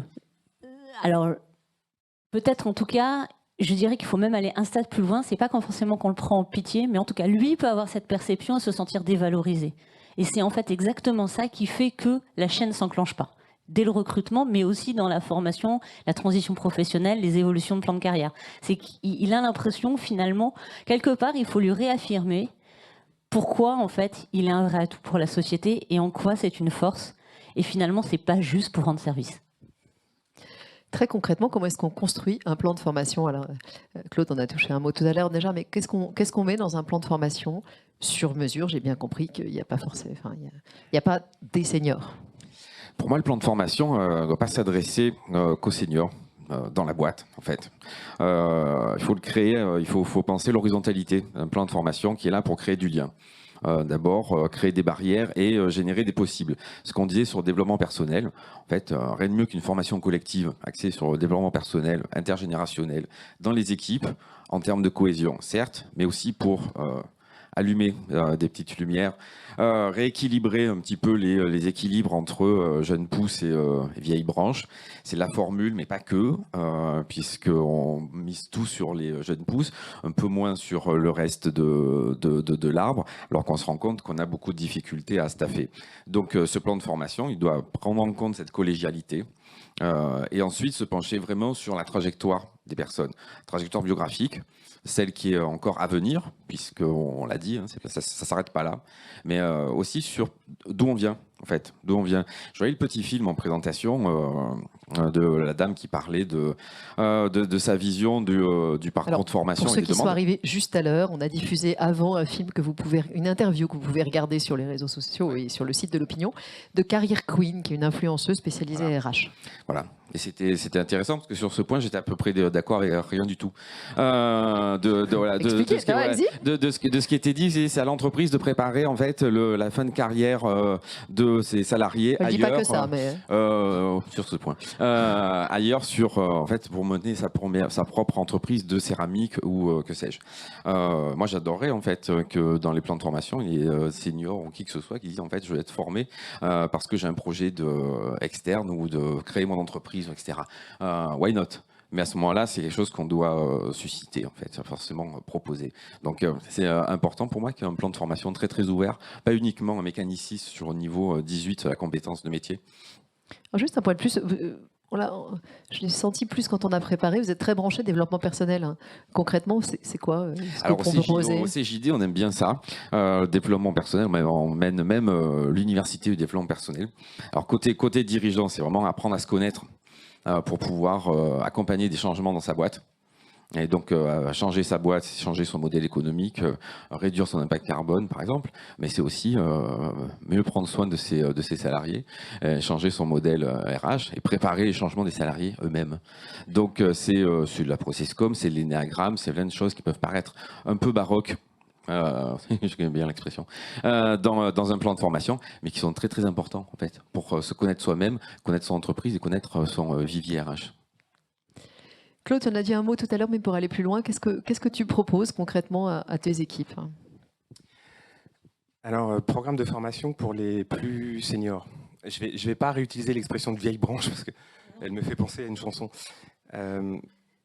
J'ai une question. Qui écoute encore des CD dans la salle? Qui écoute de la musique avec des CD? Vous saviez le truc un peu brillant qu'on mettait dans... Vous voyez ce que je veux dire? Ok. Qui écoute de la musique avec ça? J'écoute des vinyles. Qui écoute des vinyles? Qui écoute des vinyles? C'est parce que la moyenne d'âge est pas assez jeune pour les vinyles, hein, je crois. En fait, c'est ça qui est très étrange. Donc, voilà. Moi, j'ai rejoint cette industrie où on est venu m'expliquer que le vinyle était, mais alors définitivement enterré. On les vendait pour 3 € dans les brocantes. On m'a dit que le CD avait encore une belle vie devant soi et que le streaming, le piratage, tout ça, c'était vraiment pour les geeks. Et vous imaginez que là, dans l'amphi, je ne connais pas la moyenne d'âge, hein, je ne demanderai surtout pas la moyenne d'âge, mais là où le plus de mains se sont levées, c'est écouter la musique avec ça. Et aujourd'hui, les gens qui achètent le plus de vinyle, hein, c'est les moins de 20 ans. Et on a vendu plus de vinyles l'année dernière en France que les 10 années précédentes cumulées. Donc vous imaginez que les stéréotypes qu'on peut avoir sur les générations, y compris dans la consommation de la culture, je pense qu'il faut les prendre avec beaucoup de distance. Pour répondre à la question, pendant très longtemps en tant que RH, on m'a presque marabouté en me disant les seniors, c'est les sachants. C'est les sachants dans l'entreprise, c'est les sachants à l'école et c'est les sachants dans la vie. Sachant, sachante. Et que finalement, on s'aperçoit que dans le monde de l'entreprise, s'interroge de plus en plus la fonction RH sur le fait que qu'est-ce que je vais faire de mes plus de 45, seniors c'est 45, des fois 50, ça dépend aussi des cultures d'entreprise, etc. Mais quand on construit un programme de formation, si on dit que les gens les plus âgés dans l'entreprise sont les sachants, je ne vois pas trop ce qu'on peut leur proposer en termes de formation. Donc nous, on s'est intéressé, ça fait maintenant 11 ans que nous avons lancé un programme de recherche et développement ressources humaines sur qu'est-ce qu'on peut apporter à forte valeur ajoutée à cette génération la plus âgée et la plus senior dans l'entreprise, et que nous avons construit des parcours individuels, puisqu'il y a autant de vérité que d'individus, c'est ce que vous disiez, madame, et je suis tellement convaincu que c'est probablement la phrase la plus importante de la matinée. On travaille à désapprendre, c'est-à-dire que ce qu'on propose aux personnes qui ont plus de 50 ans chez nous, c'est désapprendre. Et pourquoi désapprendre? Alors je ne vais pas arriver à vous résumer 11 ans de R&D en 2 minutes, mais pourquoi désapprendre? C'est que manifestement, quand on a rejoint l'industrie musicale, il y a 25 ans, pour y faire des vinyles, et qu'on vous répète pendant 10 ans qu'on n'en fera plus jamais parce que ça n'intéresse plus personne, mais que vous ne savez faire que ça laisse peu de place disponible en termes d'estime de soi et de capacité cognitive pour apprendre à faire autre chose. Donc on a mis une étape préalable avant d'apprendre à faire autre chose, c'est désapprendre ce qu'on a fait pendant 20 ans, pour éventuellement apprendre à faire la même chose, mais autrement, ou apprendre à faire autre chose. Et la clé du succès de ça, de ce concept de désapprendre, un, c'est de l'individualiser, et deux, ça a été dit tout à l'heure, je vais le dire autrement, comme un poisson pourrit toujours par la tête, c'est d'expliquer à la direction générale qu'elle-même, elle doit désapprendre la façon dont elle manage les seniors aujourd'hui par rapport à ce qu'on lui a dit dont il fallait manager les seniors il y a 10, 15 ou 20 ans, parce que vous avez raison, madame, sans nous, alors moi, la barbe blanche, je l'ai, hein, il n'y a pas de discussion sur le sujet, sans nous, ça ne marchera pas. Est-ce que ça répond à la question? Très bien, je crois. Paola, comment est-ce que vous voyez là? Alors, il y a plein de choses. Je suis totalement en phase avec beaucoup de choses. Alors, il y a plusieurs points. Déjà, je pense qu'effectivement, souvent, ça part de la gouvernance. La gouvernance, je pense que c'est très important que ça parte de la gouvernance, comme dans plein de mesures, notamment la RSE. Pour moi, si ça part pas de la gouvernance et que c'est pas la colonne vertébrale de l'entreprise, finalement, bah derrière, voilà, ce sera que des petites actions. Donc, ça part de la gouvernance. Mais il faut casser les préjugés. Alors, j'ai un ami qui a fait un livre très intéressant, Expert Connect, sur les préjugés sur les seniors. Mais je pense qu'il faut casser les préjugés des managers. Ça a été dit avant. Mais nous, dans l'entreprise, chez Wescom, on a toute tranche d'âge. On a des managers plus jeunes. Et ces managers jeunes ont des a priori sur les seniors. Donc, on a travaillé sur, finalement, leur faire comprendre que, finalement, on est toujours le senior de quelqu'un. Et qu'il y a une autre bonne nouvelle, c'est que dans les années 80, les compétences se périmaient en 10-15 ans, je n'ai pas la stat exacte. Actuellement, elles se périment en 2 ans. Et je pense qu'avec l'IA, elles se périmeront en 3 mois. Donc au final, on sera tous périmés en formation un jour, très vite. Et donc même ces juniors seront très très vite périmés. Donc ça casse un peu quand même finalement les préjugés, les codes, parce que finalement si on doit tout le temps réapprendre, et c'était très bien dit justement, c'est finalement comment travailler sur s'adapter. Pour moi, le sujet, c'est l'adaptation. Et la force de l'innovation, pour moi, c'est justement de penser que rien n'est acquis et que tout peut être remis en question. Et donc, on travaille sur comment onboarder les seniors, comment ne pas appliquer et coller. Alors, ça marche pour les seniors, mais ça marche sur plein d'autres typologies. Hein, je veux dire. De ne pas mettre finalement des stéréotypes, parce qu'on est tous faits de préjugés, de stéréotypes, clairement. Et en fait, il faut casser ces stéréotypes, et ça a été dit précédemment. Mais en fait, je pense que le plus gros travail, la plus grosse mission, c'est comment casser ces stéréotypes. Et ça, c'est compliqué. Ça se fait par de la sensibilisation. Et moi, je crois qu'il y a jamais quoi. C'est une vieille expression, mais j'aime bien ces bonnes expressions. Il n'y a que sa propre expérience qui compte. Et nous, on essaye de faire vivre, au final, à ces managers plus jeunes, par exemple, qu'est-ce que ce serait de finalement avoir une compétence qui se périme. Qu'est-ce que ce serait de pas être, parce qu'ils sont digital natives, mais il y a des digital natives qui sont encore plus forts qu'eux maintenant. Parce que quelque part, quelqu'un qui a 30 ans, quelqu'un qui a mon âge, finalement on est déjà périmé par rapport au smartphone, etc., par rapport à une génération qui est née avec un smartphone dans la main. Donc en fait c'est ça, c'est de faire vivre, je pense que le meilleur point pour moi c'est de faire vivre ça, et à partir de là, ça se fluidifie parce que la nature humaine est bien faite, et à partir de là elle a plutôt envie, elle est plutôt positive de nature si on a cassé ses préjugés. Peut-être un point sur votre autre casquette. Au MEDEF, c'est des sujets sur lesquels vous réfléchissez? Alors c'est un sujet très important au MEDEF, à de multiples regards. Évidemment, à l'emploi, on est dans les métiers en tension. Donc je veux dire, on a parlé de la pyramide démographique. Évidemment, si on ne sait pas aujourd'hui faire en sorte d'intégrer des seniors, faire en sorte d'accompagner, on a un souci majeur puisqu'on a besoin de recruter. Ça, c'est le premier sujet. On travaille aussi sur la prévention des problématiques d'employabilité, parce que c'est en amont, de la pénibilité, de la transition professionnelle. Donc là, les négociations vont s'ouvrir d'ici quelques mois. Justement, c'était dit juste avant, sur tous ces sujets-là, parce que c'est central. En fait, c'est central, mais je pense que c'est pas uniquement central, focusé sur les seniors. Ça nous concerne tous. Ça concerne toutes les entreprises, ça concerne tout l'écosystème et ça concerne la société au sens large. Donc c'est une problématique qui est prise par le MEDEF. Il y a un bon point. La DARES a fait une étude. On a réussi à rattraper, parce qu'on avait beaucoup de retard, sur la tranche d'âge, je crois, 55-59 ans, le taux d'employabilité des seniors. Donc on est dans la moyenne européenne. Par contre, les plus de 60 ans, on a un gros sujet. Et les moins de 55 ans, un peu aussi. On arrive presque au terme de nos échanges. Il y a un point à retenir, ou un point sur lequel vous voulez insister, ou un message que vous souhaitez faire passer aux hautes autorités qui sont assises au premier rang.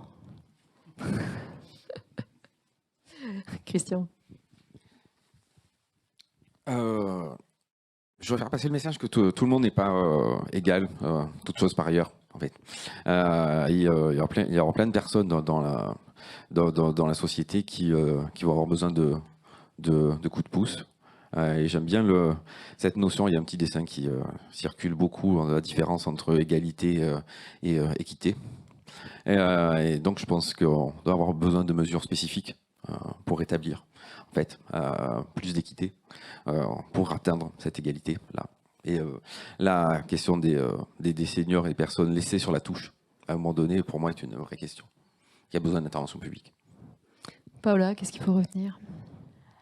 Je pense que ça a été dit, mais on est trois parties. On a le senior ou les salariés, juniors et seniors. On a les entreprises et puis on a l'État. Donc au final, ce tripartite doit agir dans le même sens et proposer des mesures qui vont fluidifier les choses, en fait. Premier point. Après, j'aurais une petite phrase positive. On en parlait. Moi, j'aime bien dire que la bonne nouvelle, c'est que les compétences se périment, les talents se découvrent tout au long de sa vie et se bonifient. Donc finalement, c'est un message très positif par rapport aux seniors.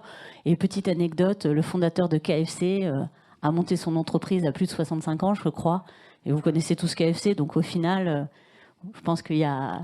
On a de belles années devant nous. Il y a plein d'espoir, quoi. J'aime bien être optimiste. Claude, qu'est-ce qu'on doit retenir?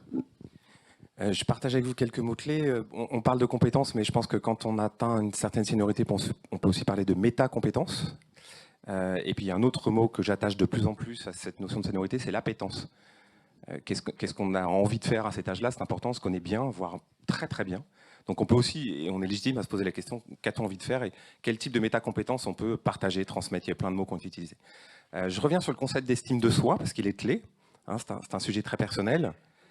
Somme toute, quand on appréhende une discussion, une négociation dans sa vie professionnelle, si on a un capital d'estime de soi correct, on est en position confortable. Si à l'inverse, pour plein de raisons, on a traversé des temps faibles, la maladie, les aidants, des problèmes familiaux, des problèmes de santé, tout ce qu'on veut, et que son estime de soi est entamée, on est effectivement en posture basse, voire dans une situation très inconfortable dans le monde de l'entreprise. Et il ne faut pas oublier que l'entreprise, elle résonne souvent en prix et pas assez en valeur. Or, les seniors, je ne sais pas si le prix, leur salaire est trop élevé. Moi, je n'ai pas d'avis sur le sujet. Et je ne connais pas les grilles de salaire nationales ou internationales sur les salaires des seniors. Mais en tout cas, je suis sûr de leur valeur, de votre valeur ou de ma valeur. Encore une fois, je reviens à la barbe blanche. Il y en a une autre dans la salle, là-bas. Voilà, je pense que ça a de la valeur, hein, la seniorité. Et le dernier message que je pourrais faire passer, je ne vais pas m'adresser aux directions générales, je ne vais pas m'adresser au pouvoir public, je ne vais pas m'adresser à la communauté des seniors, mais à la fonction RH, celle à laquelle j'appartiens, qui de temps en temps a tendance à dire que quand ça ne marche pas, c'est la faute des autres. Je pense que notre métier, notre fonction RH, elle doit faire preuve d'humanité face aux seniors. Hein. C'est de l'écoute, de la disponibilité, se remettre en posture basse quand on a quelqu'un qui travaille depuis 20, 25, 30 ans, avec des niveaux de pénibilité importants. Notre fonction RH doit être absolument exemplaire sur l'humanité qu'on est capable de mettre en œuvre pour comprendre le parcours. Et même si ça passe par une séparation, on doit la faire psychologiquement avec le plus grand respect, comme on traitait nos anciens il y a encore quelques temps. Merci. Merci beaucoup à tous les trois. Pour la dernière séquence de cette matinée, je vais céder la parole au rédacteur en chef de l'Opinion, Rémi Godot.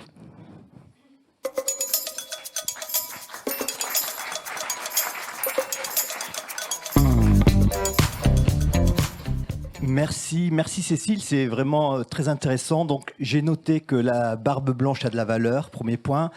Et deuxième point, comme c'est assez bien organisé, un des intervenants de la dernière table ronde a dit que nous avons besoin d'intervention publique. Et donc je suis ravi d'accueillir Thibaut Guilhuy. Bonjour. Donc,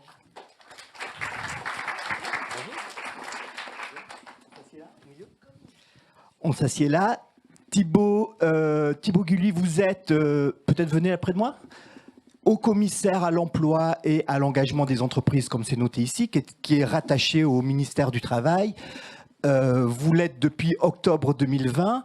On peut dire qu'à ce titre, vous faites beaucoup de choses, mais vous avez entre autres en charge de mettre en route France Travail, qui est en quelque sorte une agglomération de tous les services publics qui ont trait à l'emploi. Et vous vous occupez aussi parce que l'emploi c'est l'entreprise d'abord, vous vous occupez aussi d'une communauté d'entreprises, 70 000 entreprises, qui est fédérée sous le label Les entreprises s'engagent. Vous, votre mission, peut-être votre obsession, c'est d'arriver au plein emploi, qui est un objectif que se fixait le chef de l'État pour la fin de son second mandat. Vous avez fait beaucoup de choses sur les jeunes, entre autres, un jeune, une solution, vous avez travaillé sur le RSA. Là, on va plus particulièrement parler des seniors, qui était un thème qui est apparu avec la réforme des retraites. Et ma première question, c'est, puisque vous ne traitez pas que des seniors, en quoi la problématique des seniors rentre à fond dans la problématique du plein emploi ? Bonjour à tous et puis ravi d'être parmi vous et puis merci à l'Opinion pour l'organisation de ces événements. Le plein emploi, c'est pour tous en fait. Enfin, c'est le plein emploi et le bon emploi aussi. Parce que ça parlait d'ailleurs d'appétence juste à l'instant. L'enjeu, c'est de permettre à chacun d'accéder au travail, d'avoir un emploi. Et évidemment, c'est pour tous. Donc évidemment pour les seniors. Et d'ailleurs, ça, je crois, a été rappelé brièvement dans les échanges précédents, mais on a un vrai sujet de taux d'emploi des seniors, parce que derrière le chiffre du chômage qui est faible en fait sur les seniors, ça masque deux réalités. Le taux d'emploi est faible, et même s'il s'est amélioré effectivement ces dernières années, on est à pas loin de... Là, on est à 56-57%, mais on a quand même aussi certains de nos voisins qui sont à 70, voire 77% dans certains pays du Nord. Donc, honnêtement, on est quand même très loin de rendre une copie satisfaisante. Et puis, la deuxième chose qui est quand même assez tragique, c'est que quand on n'est plus en emploi, ça devient particulièrement difficile de revenir dans l'emploi, puisque voilà, la durée de chômage est 2 fois plus longue quand on a plus de 50 ans que quand on en a moins. Donc c'est un défi extrêmement important et qui s'inscrit après derrière dans un défi plus vaste, parce que je pense que pas mal des sujets qui ont été évoqués ici, c'est pas non plus de catégoriser les jeunes, les vieux, les handicapés, ceux qui n'ont pas le bon nom, pas la bonne adresse, mais d'avoir quand même aussi une approche inclusive en fait de l'emploi. Et donc ça, c'est vraiment un sujet qui effectivement, finalement, à la croisée des personnes, de leur confiance en eux, de leur aptitude à s'impliquer, à s'engager, à construire un parcours, des entreprises. Et ça, c'est la philosophie vraiment de France Travail, c'est de comprendre que les questions d'emploi, c'est aussi une transformation de l'entreprise face à une logique derrière le plein emploi. C'est la pénurie des compétences, c'est les tensions sur le marché du travail. Et donc, ça invite les entreprises à s'ouvrir à la diversité, à la fragilité, à sortir de certaines habitudes dans lesquelles on était installé pour pouvoir aller chercher les talents là où ils sont. Alors, ça doit être quoi le rôle des services publics de l'emploi dans cette mission?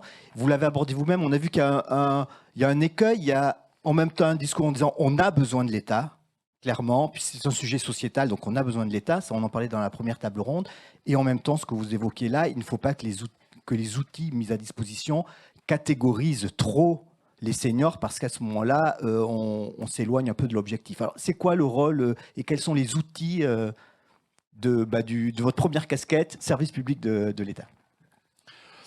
D'abord, parce que là, quand vous parlez d'une agglomération de tous les acteurs, à mon avis, je pense que dans la salle, il y en a 2-3 qui vont se dire « Oula, France Travail, ça va être encore un gros machin compliqué et dans lequel on va rien comprendre ». En fait, quand même, du coup... France Travail, quand on parle du service public de l'emploi, le constat qu'on fait, c'est qu'aujourd'hui, on vit dans une situation un peu paradoxale, donc où il n'y a pas une seule entreprise, il n'y a pas des difficultés à recruter. On parle de métiers en tension, mais quasiment tous les métiers sont en tension, la plus petite et la plus grande entreprise, quels que soient les territoires, même si évidemment, il y a des territoires qui sont d'ailleurs déjà au plein emploi. Là, je reviens de la Bretagne, ils sont à 5,7%. Évidemment, les situations peuvent être différentes. Et de l'autre côté, certes, le chômage a diminué à 7%, mais d'abord, 7%, c'est quand même encore élevé, et donc effectivement on vise 5%, donc ça veut dire au moins 700 000 emplois supplémentaires, mais derrière le taux d'emploi faible des seniors, c'est justement parce qu'il y en a un certain nombre qui ont abandonné l'idée même de pouvoir retrouver un travail, puisque au bout de X mois ou X années à envoyer des candidatures sans résultat, en fait on sort statistiquement des chiffres du chômage, mais on ne sort pas du tout de sa réalité propre, qui est qu'on aimerait bien pouvoir retrouver un emploi. Et donc la première des choses, c'est du coup d'assumer cette réalité-là, et donc de sortir finalement de l'inscription seulement des demandeurs d'emploi, mais finalement d'identifier toutes les personnes dans le pays qui aspireraient ou pourraient aspirer à retrouver une activité, retrouver un travail. C'est d'ailleurs ce qui a été voté à l'Assemblée nationale avec l'inscription et l'implication et la mobilisation du service public de l'emploi en allant vers tous ceux qui parfois se sont découragés. La deuxième chose, c'est qu'entre le demandeur d'emploi et l'entreprise, alors c'est une bonne nouvelle, on vit dans un pays qui est extrêmement engagé, extrêmement généreux, extrêmement impliqué. Donc vous allez avoir les régions qui vont être mobilisées, les départements, les collectivités, les partenaires sociaux évidemment, les associations, et puis ensuite après Pôle emploi, l'APEC, les missions locales. Et ça, je parle que sur l'accompagnement des personnes, sur l'accompagnement des entreprises, on pourrait parler des consulaires, on pourrait parler des OPCO, on pourrait parler de tous ces acteurs-là. Simplement, il n'y a pas vraiment d'organisation collective, ce qui fait qu'on inflige la complexité de notre système à ceux qu'on est censé servir, c'est-à-dire le demandeur d'emploi, donc le senior, entre autres, mais pas seulement, et l'entreprise. En n'oubliant pas qu'une entreprise, c'est d'abord une entreprise de moins de 50 salariés qui recrute. 7 recrutements sur 10 se font dans des entreprises de moins de 50 salariés qui n'ont pas la chance, comme à Sony Music, d'avoir un DRH qui va pouvoir aider à décrypter la complexité du système. Et donc l'enjeu de France Travail, c'est de créer ces règles du jeu collectives, le partage de la donnée, le partage des offres de services. Je ne vais pas rentrer trop dans le détail, mais en fait de créer, de plateformiser en fait d'une certaine manière le service de l'emploi pour être orienté utilisateur, orienté usager, là où aujourd'hui on est plutôt chacun à penser ses dispositifs dans son coin, les faire tomber finalement sur le marché du travail et espérer ensuite que ça puisse rencontrer son public. Donc, une simplification et de nouveaux outils, de nouveaux outils. Ben, dans les outils, je pense, et d'ailleurs ça a été dit sur le schéma précédent, je pourrais prendre peut-être deux exemples. La première, c'est qu'il faut bien connaître les personnes pour pouvoir les accompagner dans leur parcours. Parce que toute la difficulté en fait, de ces sujets d'emploi, c'est qu'en fait, à chaque fois, c'est une histoire de sur-mesure. Parce qu'en fait, chacun a son parcours particulier, ses expériences particulières, sa situation aussi. Je suis en situation d'aidance, sa situation familiale, les enjeux de mobilité, où j'habite. Tout ça, c'est ultra multifactoriel, et donc ça veut dire qu'il faut accompagner chaque personne, et ce qui est vrai d'ailleurs pour les personnes est aussi vrai pour les entreprises, et donc c'est du sur-mesure, mais en même temps c'est de la masse, c'est comment on industrialise ça, et donc il y a quand même, avant de rentrer, parce que des services il y en a des milliers, mais je pense que c'est vraiment très important de se dire comment on organise en fait cette réponse à l'usager de façon massive. Dans les modèles, certains modèles d'entreprise, c'est pour ça que je parlais un peu de plateformiser le marché du travail. Aujourd'hui, on peut tout à fait faire ça en ayant une bonne connaissance des personnes, en ayant une logique de partage de la donnée, là où aujourd'hui tout ça c'est siloté dans des coffres forts différents en fonction des intervenants, pour bien connaître les personnes et du coup leur apporter la bonne solution, le bon service au bon moment. Et concrètement, vous prenez par exemple une personne senior, mais de manière générale, des métiers, il en existe des milliers. C'est rare qu'on connaisse 1% du champ des possibles, de son propre champ des possibles. Et donc le service public de l'emploi, il doit être là pour ouvrir le champ des possibles en fait des personnes. Ok, tu as été comptable pendant 20 ans dans ta vie, mais tu sais que il y a 10% des anciens comptables qui ont épousé des métiers comme boulanger, comme maroquinier. Comme je suis pas en train de dire que tous les comptables doivent devenir maroquinier ou boulanger, hein, mais ce que je veux dire, c'est que ce champ des possibles-là, il faut pouvoir l'ouvrir. Et c'est possible avec la donnée, avec un investissement dans l'accompagnement individuel des personnes pour faire en sorte de faire se rencontrer les besoins des entreprises, là où il y a des possibilités, et les aspirations des personnes. Et au milieu de ça, ça a été évoqué rapidement, il y a la question de la formation, de l'investissement dans la formation et de l'adaptation d'ailleurs des mécanismes de formation aux situations des personnes et notamment des personnes seniors sur les horaires flexibles, sur des organisations qui sont idoines. Là, on va investir 3,9 milliards là, dans le nouveau plan d'investissement dans les compétences et j'étais avec les régions pas plus tard qu'hier parce qu'on va négocier les nouveaux plans régionaux d'investissement dans les compétences et on a clairement dit, nous, l'accès aux seniors de la formation, donc l'adaptation pédagogique, le ciblage là-dessus, ça doit être rang 1. Et pourquoi ? Parce que l'accès à la formation des seniors, ça augmente de 17 points. Enfin, désolé, là c'est un peu techno, mais les chances de retour à l'emploi de la formation. Là où certains demandeurs d'emploi, ça va être 2 fois moins. Donc il faut qu'on augmente par exemple l'investissement dans la formation. Et puis deuxième point, puisqu'il y a la vice-présidente du MEDEF en matière d'entrepreneuriat, il y a aussi accompagner les nouvelles formes d'emploi. Et évidemment que l'entrepreneuriat, par exemple, en fait partie. Pas seulement, mais en fait partie. Il y a 280 000 personnes qui créent leur entreprise grâce au système Pôle emploi et Unédic. Non, mais c'est important là-dessus. Mais aujourd'hui, nous, ce qu'on souhaite avec France Travail, et ce sur quoi on est en train de travailler, on va le tester avec quelques régions de façon très pragmatique au début, c'est d'abord de faire le repérage de l'appétence entrepreneuriale de chaque personne. Alors là, seniors comme les jeunes, hein, enfin tout le monde dans le même bateau, mais repérer cette appétence entrepreneuriale. Il y a 4 Français sur 10 qui aimeraient bien se mettre à son compte. il faut écouter cette appétence-là. Ok, je suis intéressé. Et ensuite, comment on va organiser le parcours pour l'accompagner, pour passer de l'appétence à franchir certaines barrières, de temps en temps, y compris d'ailleurs mentales, c'est pas pour moi la création d'entreprise, etc. Accompagnement, puis passer après derrière à l'idée, au projet, et à la création d'entreprises. Ça aussi, c'est des chemins, mais qui nécessitent d'investir dans l'accompagnement. Et ça, c'est des moyens qu'on va mettre avec France Travail et avec le soutien de l'UNEDIC pour accompagner la création de toutes ces belles entreprises. Dans ce dispositif France Travail, c'est quoi le rôle de Les entreprises s'engagent et pourquoi c'est crucial d'avoir ces deux piliers? Vous avez évoqué rapidement que pendant les 2 dernières années, quand j'étais, à l'époque, c'était avec Elisabeth Borne, qui était ministre du Travail. Effectivement, au sortir de la crise, on a proposé en fait de lancer le plan Un jeune, une solution, parce que ce qu'on savait, ce que j'avais proposé, c'est qu'au sortir d'une crise, c'est toujours les plus précaires et les jeunes qui payent, là pour le coup, les pots cassés de la crise. Le chômage des jeunes avait augmenté de 30%. On était à 25% de taux de chômage sur les jeunes. Et donc, ce qu'on a fait avec Un jeune, une solution, c'était de dire, certes, effectivement, il faut que les pouvoirs publics s'emparent de ce sujet-là et mettent en place des aides, des soutiens. C'était des aides à l'apprentissage, c'était des aides au recrutement. On a mis en place le contrat d'engagement jeunes, des dispositifs publics. Mais la deuxième chose qu'on a faite, c'est surtout dès le départ, moi j'ai dit, mais ça ne doit pas être un plan gouvernemental. Ça doit d'abord être un plan porté par les entreprises, un plan de mobilisation nationale des entreprises. Ça a démarré d'ailleurs avec 35 chefs d'entreprise qui ont levé la main, qui ont dit, OK, on va s'engager avec vous pour les jeunes. Et ça a créé un mouvement. Et je pense que sur les seniors, d'ailleurs, on me faisait souvent le reproche, on me disait, ah, c'est super une solution, mais quand est-ce que tu montes un senior, une solution? Bon, on va pas, c'est peut-être pas, on va pas répliquer forcément ça, mais je pense qu'il y a un enjeu qui est de faire changer le regard de la société, des entreprises sur ça, et donc il faut créer le mouvement avec les entreprises. Ça, c'est les entreprises s'engagent. Donc créer le mouvement, sensibiliser, et ensuite les outiller. Il y a plein d'outils qui existent, d'autres à inventer. On a déjà travaillé avec les entreprises, on les a écoutés pour leur dire de quoi vous avez besoin, et on va travailler ensemble avec les partenaires sociaux pour élaborer les dispositifs, les aides et surtout faire en sorte que ce soit fluide et simple pour l'engagement. On a déjà débordé, mais une dernière petite question. Vous pensez vraiment, vu la conjoncture, et parce qu'on parle aussi à propos des seniors de révolution culturelle, on peut atteindre l'objectif de moins de 5% de chômeurs en 2027 ? Écoutez, moi je ne vais pas me faire la Madame Irma du marché du travail.